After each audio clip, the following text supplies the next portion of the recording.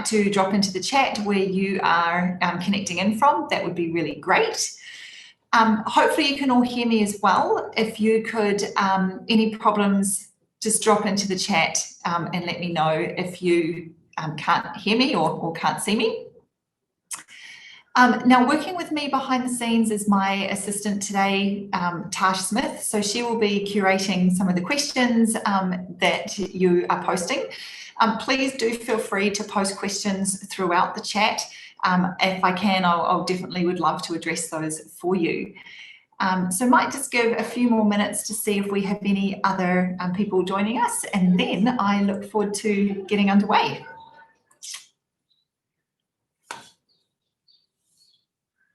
Now, what I thought I'd do as a bit of a starting point, just by way of introduction, is talk a little bit about myself and my background. So I am the owner and CEO of Talent Propeller.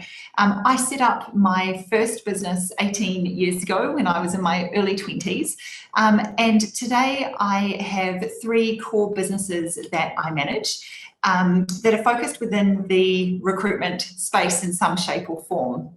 So one of my companies is an advertising agency that helps businesses with how to write great job ads that get job seekers such as yourselves excited. I also have Talent Propeller, which is my main company, which is helping organisations with their recruitment strategy. And I also do a lot of work with job seekers, such as today, with some inside tips and tricks that you are often not exposed to. I started my career in a mainstream recruitment agency, but it really just, the fit wasn't right for me. I personally felt that job seekers were not looked after as well as they could be, and companies didn't particularly enjoy working with them. So I wanted to set up a business that was quite different, and hence Talent Propeller was born. So I don't find job seekers jobs, but what I do is help you put your best foot forward through education and tools and services. So hopefully you learn something today that you can take forward into your future job applications. So where I thought I'd begin today is also just letting you know, that we are going to be recording today's session. So if you would like to come back and listen to it, please subscribe to our YouTube channel where it will be posted. And some of the tips that we're talking about today, you can re-listen to if you like. So 2020, what a year it has been. Certainly the job market has changed quite significantly. When we started this year in February, there were 26 jobs for every job seeker, which basically meant if you were looking for a new position, you were absolutely in the driver's seat or the control seat, if you like. That has obviously changed with how businesses have been impacted by COVID. And now there are a lot more job seekers on the market to every vacancy that is being advertised. What we're seeing in some situations is that there are over 100 applications being received. And so it is very difficult to stand out. So I have a simple rule that the more time and effort that you put into your job applications, the better the outcome will be. And today is about hopefully me giving you some tangible takeaways that you can apply. So the first thing that I would like you all to think about is, what is your superpower? What makes you unique? Because each of you are unique. You have skills that you can bring to the table. And what I often see when I work with job seekers is that they don't take the time to think about what their superpower is. So if you can think about what makes you unique, and then translate that into an introduction about yourself. Some of you may have heard the term elevator pitch. I prefer to call it a personal introduction. But if you can take your uniqueness and the value that you can bring to the table and translate that into a 30 to 60-second introduction about yourself, that will help set the scene for the start of face-to-face interviews, for the start of phone interviews, and you could possibly also put that into a written form on your resume and applications that you make. I'd like to spend a bit of time talking about the resume itself. So resumes are the only, in a lot of cases, impression the only way that you can demonstrate yourself to a potential employer. And it's important to remember that a resume should be unique, it should be a reflection of you, but also that on average, a resume is only read for 10 seconds. So when you have such a short amount of time, it is really important that you get a few things right. So think about the design first and foremost. Your resume should be well laid out. Use consistent fonts, preferably just one font type, and make sure you carry that through your resume. Keep it really clean. The optimum number of pages, depending on how far through your career are you, I would recommend about 3 to 4 pages long. When you order your employment history, start with your most current role first. And I will talk in a moment about if you are joining us and you don't have any work experience, I will give some tips and talk to that shortly. For those of you that do have experience, definitely start with your most current role first. And when you talk about your duties, do give some context to it. I see a lot of resumes that are a simple copy and paste from a position description. So they have a lot of non-specific terminology that doesn't mean anything to the hiring manager who's reading your resume. So take a moment and think about what you do in your current role. If you are a receptionist, I would imagine that your role would involve answering telephone calls, organising couriers, meeting and greeting customers as they enter the premises. So detail that specifically within your resume. Number 2, be specific with the dates. So there is nothing more off-putting than a CV with employment history that has no dates or has ambiguous dates. For example, the best scenario would be to say that you worked in your job from May 2019 till present. Giving the month and the year gives some context to it, because it's very different if you worked 2019 to 2020. That may have been December 2019 to January 2020. That's quite different than if it was February 2019 to December 2020. So remove the guessing game from the person who's reading your resume and be specific with those dates. Now, this might seem like an obvious one, but you will be surprised at how many resumes each day I see that have spelling mistakes. So please make sure you run a spell check and a grammar check, and make sure you include words that are all in capitals. There is no faster way to have your application discounted than having typos and grammatical errors within your application. So pay particular attention to that. And it might be an idea to have a friend or family member proofread your CV for you, just to give it another once over. Another common mistake that I see is that people forget to put their contact details on their resume.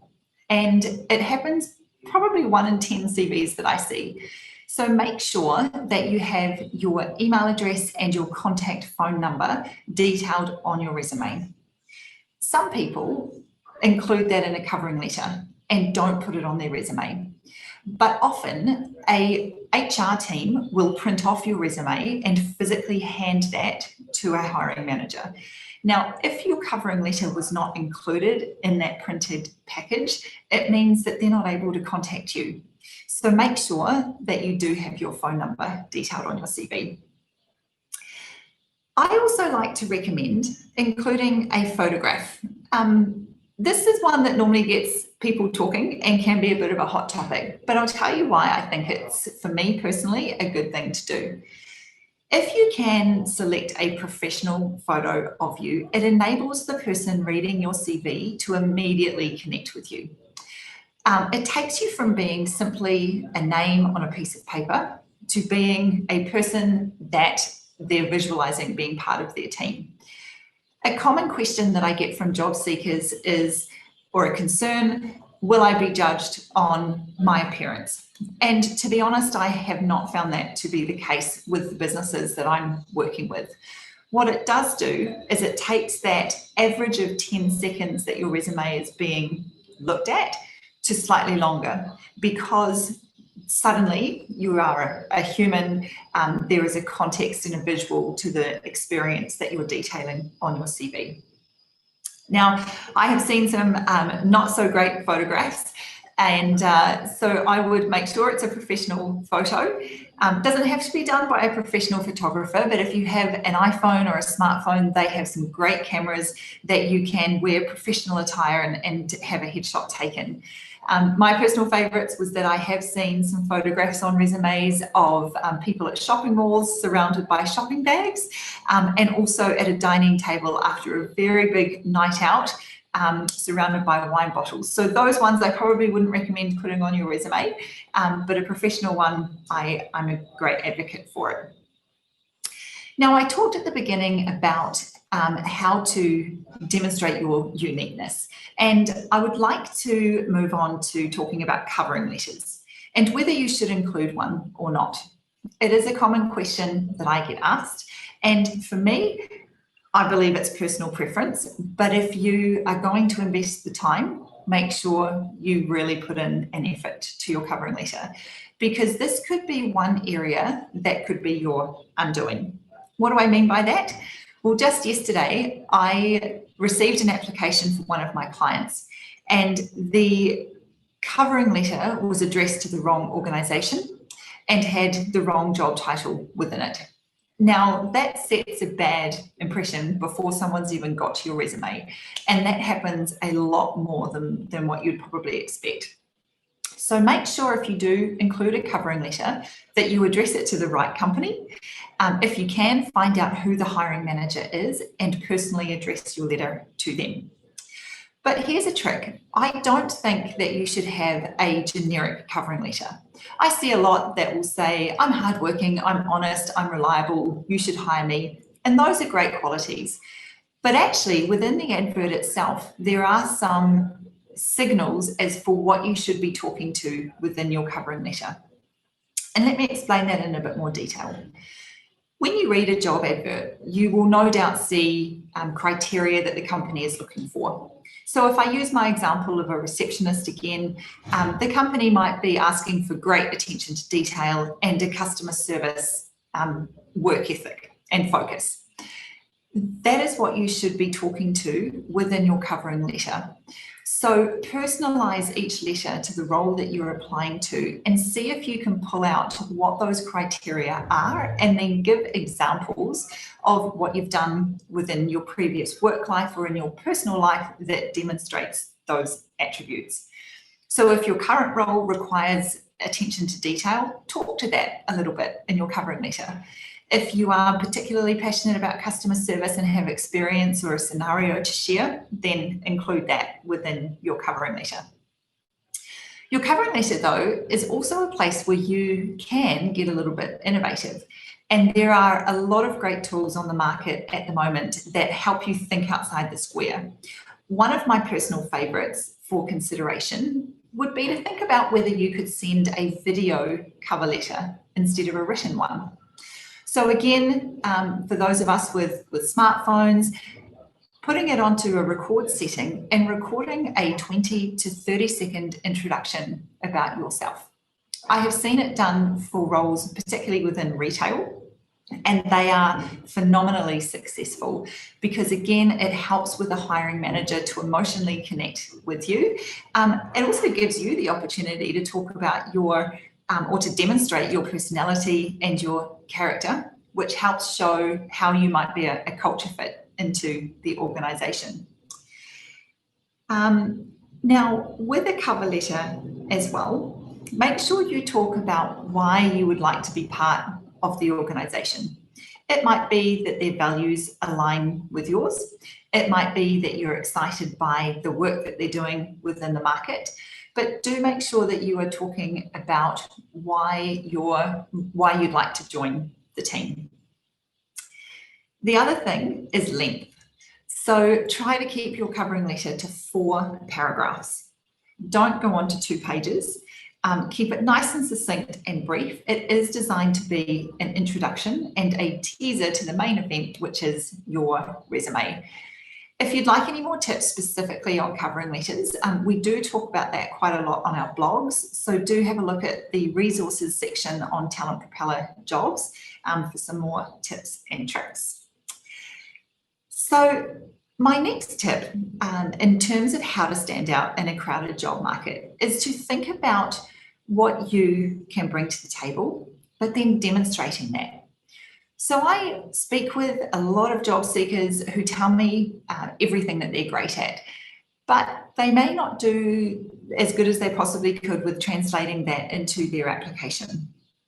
So think about the skills that you have that would be relevant for the job and include those with your application. For example, again, I'll use my receptionist example. A receptionist needs a good customer service ethic. They also need good computer skills, potentially the ability to type or data entry. If you can demonstrate that you have those skills, then it puts you one step ahead. So take some free skills tests and include the results with your application. Now, Talent Propeller was one. I'm sure there's a lot of places that you could find online, but if you go to Talent Propeller Jobs, we have a range of skills tests that you can take for free, and then you can actually include the report or the results within your application. So not only are you then saying, I can do A, B, and C, but you're actually demonstrating that you can do it. And by doing that, you're removing the ambiguity from the hiring manager's plate and actually demonstrating, hey, I'm the person that can really deliver in this role. So once you've brought all of those things together, you will be in really great shape. You've got your great introduction about yourself that talks about what your superpower is, what's great about you, and you're demonstrating that. You have got a resume that's beautifully laid out, that is in chronological order and that is specific. And you've got a covering letter that's talking to why this role appeals. The icing on the cake is the skills testing that demonstrates that you do actually have the ability to do the role. So from here, my advice is to be prepared for a phone call. Sounds really simple, but I talk to a lot of job seekers for roles that they've applied for and they're not expecting a phone call. And what we need to remember in the current environment that a lot of businesses find themselves in, they will working from home, they don't have the potential to move straight to a face-to-face interview. So picking up the phone and having a conversation with you is becoming more and more common. Now, quite often those will be informal discussions. So they're not a phone interview per se, phone introduction, phone discussion, but be prepared. So if you have applied for a job, there are two things that you should do. Number one, ensure that your voicemail is professional, so that if you aren't able to take your phone, the person calling you has an initial positive experience of hearing your voice. Number two, if you do answer the phone, make sure you answer it professionally. Use your name, good morning, hello, rather than just a hello. People will ask you if you're available to speak. That is your opportunity that if you need a bit of time to prepare or you've been taken by surprise, just advise them that that you're not able to talk at the moment, but could you give them a call back? And what you should do from there is refresh your memory about the role so that you can talk to what excited you about it and why you'd like to work there. Really critical at that initial stage. And this is also the opportunity where your elevator pitch or your introduction about yourself, this will be the time that you'll be delivering that. So it may sound funny, but practice your elevator pitch or your introduction on your friends and family. If you don't have anyone within that group that wants to listen, the dog will do. Sometimes just verbalizing it will help build your confidence so that when you are delivering it in a real life scenario, it just comes so much more naturally. Now, before I move on, does anyone please make sure that if you have any questions on anything that I have talked about, that you drop it into the chat. I'd be happy to loop back and address or expand on anything that I have spoken about thus far. Don't be shy. Now, I did say that I would touch on, for those of you that don't have much work experience, what do you put in a resume? It's a really common question that I get asked from recent school leavers and people who have just finished university. And the reality is that that is a tough situation to be in. And it is predicted that the effect on people with less work experience will be much harder hit because of the changes due to COVID and the skills that organisations are looking for moving forward. But some of the principles that I have already talked to really apply here. So if you don't have much work experience and you are applying for roles, the layout of your resume is still really critical. If you have been part of community groups or school groups or teams, sporting, anything like that, make sure you include those in your resume, because what it does is it demonstrates your ability to participate, to work as part of a team, and to get involved. Also, include any work experience that you have, even if it seems insignificant. Delivering newspapers shows a commitment to turning up and to delivering. And even though it might not be relevant for the role that you're applying to, it is still demonstrating some really critical skills. Most importantly, though, in this category, I do think that demonstrating your skills becomes really important. And this is where I refer back to accessing some free skills tests and including those within your application. Because in my experience, the majority of organisations that I work with primarily hire on personality and culture fit and potential rather than what someone has done in the past. Now, that's not true for all roles, but for the typical roles that someone would start their career in, aptitude and attitude trumps experience every time. So whilst you may not have worked as a receptionist, if we use that example again, demonstrating that you have some of the core skills required of a receptionist will help set you apart. So 3 things that I would just like to touch on before we finish up today. Number 1, networking. So job hunting is exhausting and it can be really emotional. And so creating a great network around you of support people that can help you with your journey will be really important.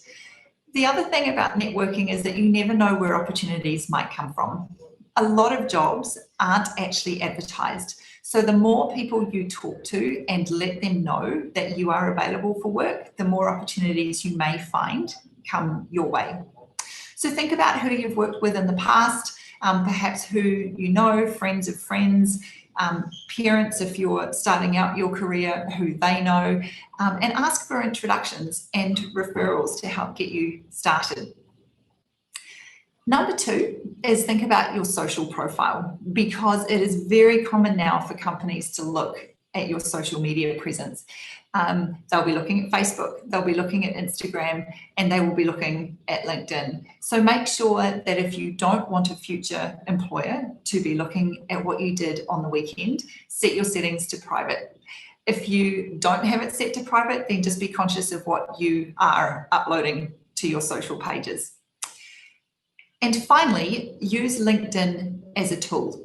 There is a significant amount of headhunting that is happening at the moment via LinkedIn. There is an ability for you to tag your profile that you are open to opportunities, and it is a great way for hiring managers, recruitment professionals, HR managers to find you based on the type of work you're looking for and the type of work you've done previously. So if you haven't, get onto LinkedIn, create a profile or update your profile, set a note that says you're open for opportunities, and let them come to you. So I hope that today has been informative. If you would like any further information on any of the topics that I have talked about, please have a look at talentpropellerjobs.com.au and click on the resources page. I'd also really welcome you to connect with me on LinkedIn. I'm more than happy to share my insights with you. On our website, you will also find some resources that we offer to job seekers, such as a free resume makeover, the skills testing I have talked about, And we also have some features to help you with job alerts and tips around face-to-face interviews. Our next webinar will be exactly on that topic, so how to excel in face-to-face interviews. I hope to see you again, and I wish you all the very best of luck with your search for a new position. Have a great day ahead.